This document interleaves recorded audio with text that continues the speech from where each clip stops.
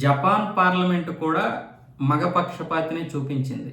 ఎవరైతే ఇక్కడ యువరాణిగా అవ్వడానికి మహిళలకి అవకాశం ఉంటుంది, యువరాజు అవ్వాలనుకుంటే పురుషులకి అవకాశం ఉంటుంది. అంటే ఇద్దరికి ఆ వారసత్వం ప్రకారం ఎవరైనా సరే మహిళలు ఉంటే యువరాణి, మగవారు ఉంటే యువరాజు అవుతారు. కానీ ఇప్పుడు ఏకంగా యువరాజు మాత్రమే ఉండాలి, యువరాణి లేదు, మహిళలకి ఈ పట్టాభిషేకం ఉండకూడదని చెప్పి జపాన్లో ఇప్పుడు చట్ట సవరణ చేశారు. పార్లమెంటు కూడా ఆ చట్ట సవరణని ఆమోదించింది. ఎలా మహిళలు ఇప్పుడు వారసత్వంగా రావడానికి లేదు, అవసరమైతే వాళ్ళు దూర బంధువులైనా సరే దత్తత తీసుకొని ఆ రాజుకు చెందినటువంటి వారు యువరాజుగా నియమించవచ్చు అనే ఒక కొత్త సవరణ చేసింది. అంటే ఇంతకుముందు ఉన్నటువంటి మహిళలు యువరాణి అవ్వచ్చు, మగవారు యువరాజు అవ్వచ్చు అనే దాన్ని ఇప్పుడు ఏ విధంగా మార్చిందంటే మగవారు యువరాజు అవ్వచ్చు అన్న దాన్ని అలా ఉంచేసి మహిళలు యువరాణి అవ్వడానికి లేదు అనే దాన్ని చట్టం చేసేసింది. దానివల్ల ఇప్పుడు ఏంటి, కేవలం మహిళలు మాత్రమే అవ్వాలి.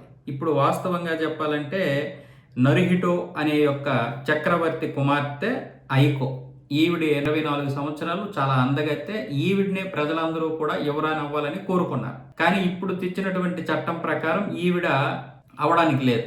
అలాగని అతనికి మగ సంతానం కూడా లేదు. వేరే దూర బంధువులు తెచ్చుకోవడానికి అవకాశం లేదు. ఎందుకంటే ఇప్పుడు వీళ్ళ నాన్నగారు అయినటువంటి నరుహిటోకి తమ్ముడు ఉన్నాడు. ఆ తమ్ముడికి కూడా మగ సంతానం లేదు. కాబట్టి ఇప్పుడు వాళ్ళ తమ్ముడే చక్రవర్తి అవ్వాలి. ఎవరు, వాళ్ళ తమ్ముడు పేరు ఏమొచ్చేసి ఆయన అకిషినో.